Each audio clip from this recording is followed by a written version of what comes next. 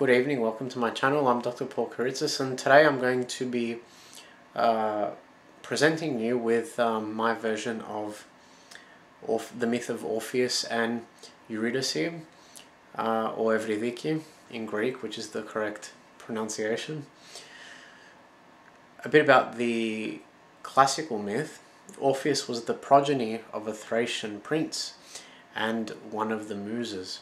He appears twice in the annals of classical literature as a guardian for Jason and the Argonauts on the Argo, and as a short-lived romance involving his chosen life partner, who of course is Eurydice.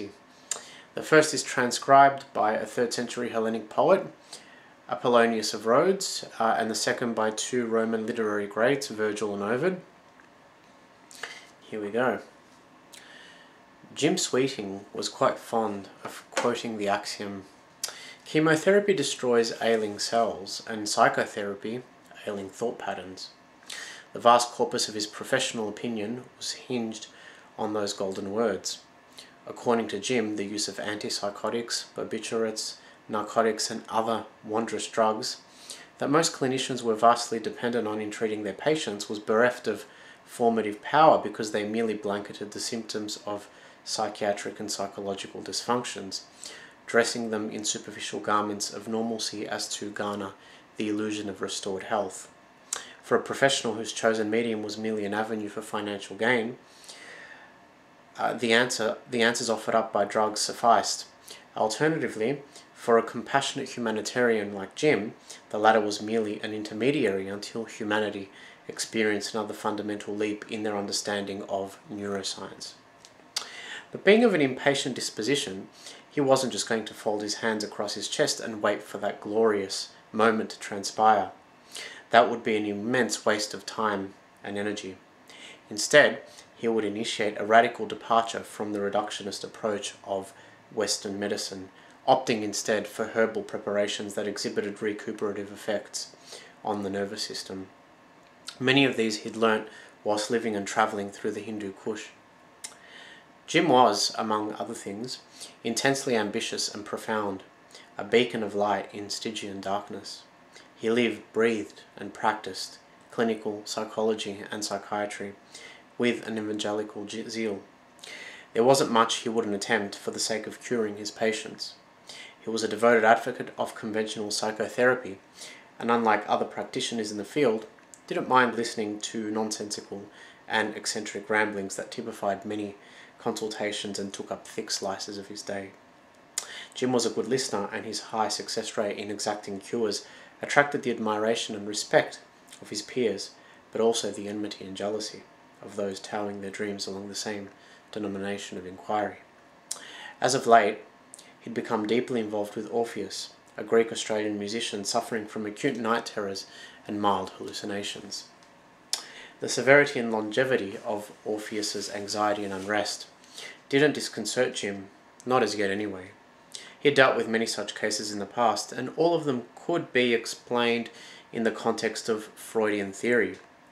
Just like the physical body came equipped with immune defenses to mend and protect it from foreign invasion, so too was the human mind wired with a psychic mechanism that became activated when a median threshold for traumatic and hurtful experiences was surpassed.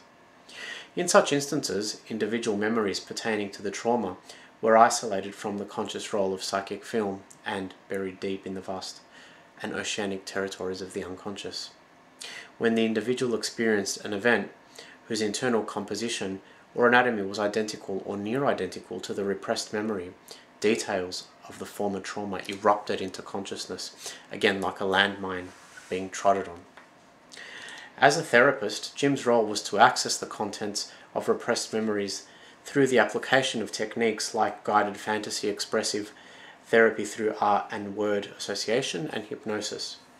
Being the language of the unconscious, dreams often held the key to identifying and harmonizing the traumatic contents, which in effect healed the individual by fusing together the two fragmented halves of the personality. Thanks to his intimate knowledge of Freudian ideology and Jungian archetypes, Jim was especially good at interpreting dream signals and had identified innumerable phobias, past traumas, complexes, and disorders in this way. If the working theory had served him so well in the past, then there was no reason why it should meander about and cease as an intellectual dead end now. He picked up the dream journal and flipped through it again, looking for distinct patterns in the pictorial sequence of strains and dissatisfactions that might betray the nature of the trauma. Jim was going to get to the root of Orpheus's problem. He would not fail. A future promotion to the position of director of the Faculty of Clinical Psychology could very well be contingent on the outcome here. After meditating on one of the recurring images, he clasped his eyes shut and rubbed his face with both hands. "Dr. Sweeting?"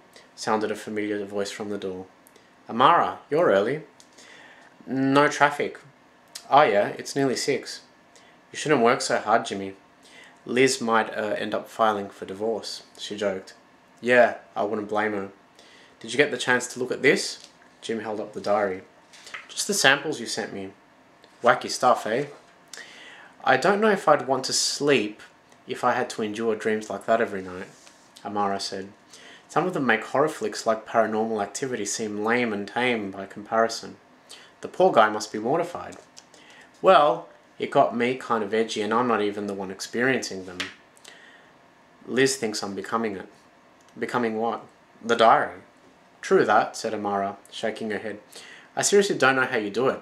I mean, the dream where he's talking about all those invisible hands groping him everywhere really sent shivers up my spine. The one where his fingers are blown off doesn't fall too far behind either. That's just a fear of losing what he loves most. His fingers." Jim laughed. "No, the ability to play the harp and mandolin. He's a musician, remember?" "Oh, I'd forgotten about that. Anyhow, the dream which really got me jittery was the one where he's trapped in a cellar with all those cockroaches crawling all over him. That made the hair on my skin stand. I can't stand creepy crawlies. Is there anything else that really stood out?" "In the diary, you mean?" "Yeah. There was one thing." "Go ahead." "The recurring vision in the cave," said Amara. "You know, the one where he's trapped on the ground." "Exactly my thoughts," said Jim. "That one is fascinating because it always occurs just before waking. In the diary, he explains that it's a fragmented vision. There's no beginning to it. It just starts off midpoint, as if he's a passive observer that has been dropped smack bang in the middle of an action scene. It's always pitch dark in there, and ghastly. He's always running away from something too. He doesn't quite know what he's running from, save for the fact that it's something evil, very evil. Then he sees the pinprick of light, which is the exit, the mouth of the cave leading to freedom." "But he awakes just before passing through it," Amara added. "Right. There's something in there with him too, isn't there? Someone who's running directly behind him." "Yeah, that's Eurydice." "Who is that?" "It's his wife." "I didn't know he was married," said Amara. "Was," said Jim. "She died a few years ago." "Ah, it happened while they were on their honeymoon," said Jim. "They went exploring and discovered a deserted mine that hadn't been in use since God knows when. After such a long time of disuse, shafts become highly unstable. Orpheus and Eurydice ignored the signs of wear and tear and decided to go walkabouts anyway. They didn't get very far though. One of the ceilings collapsed and the breakdown rained onto Eurydice, killing her instantly." "That's sad," Amara sighed. "I know. Do you think the vision is an admittance of guilt then? You know, like the guilt that comes with having survived such a tragic event. The guilt of having done nothing to save her, even though he couldn't." "Maybe," said Jim. "I still haven't figured out whether he's leading her out of the cave or whether he's running from her." Amara frowned. "Why would he run from her? That doesn't make any sense at all." "It does when you look at it as a whole," said Jim. "Think about the psychosomatic symptoms. Orpheus said that when he's running through the cave, he feels like there's someone biting and scratching his arms and thighs.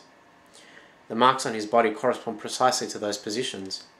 "And you're sure that they're genuine, yeah?"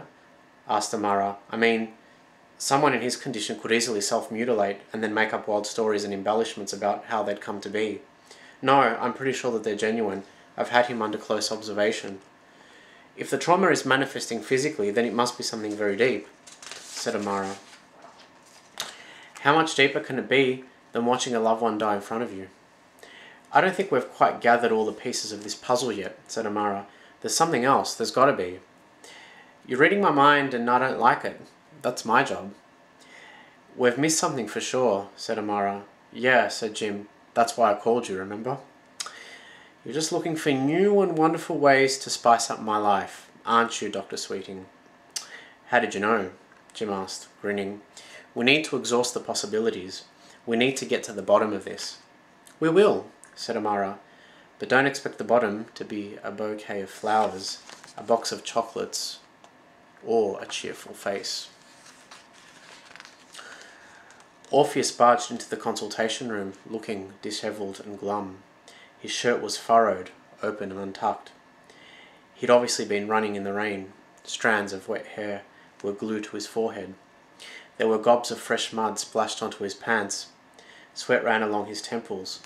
Jim was always thankful that Orpheus never used deodorant sparingly. I'm really sorry, but practice finished late.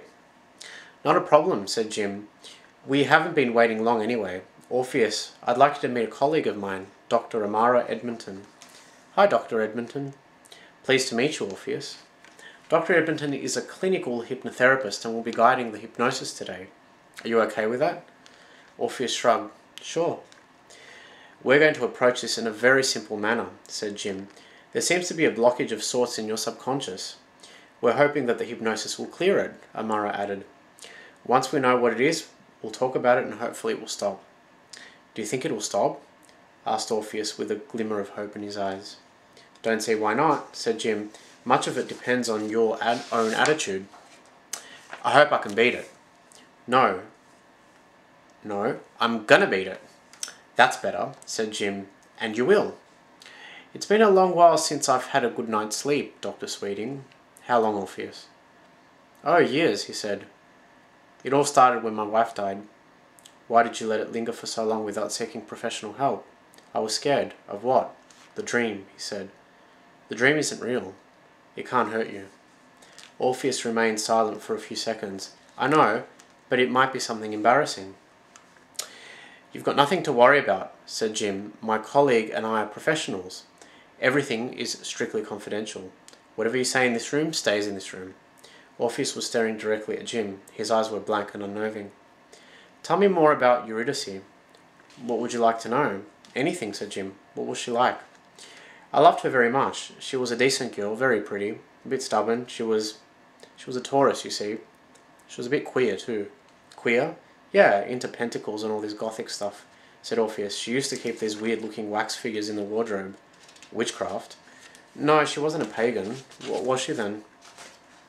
Greek Orthodox. You're a Greek Orthodox, aren't you? I'm not quite sure anymore. Faith in a high purpose can be a powerful thing, said Jim. Do you believe in life after death?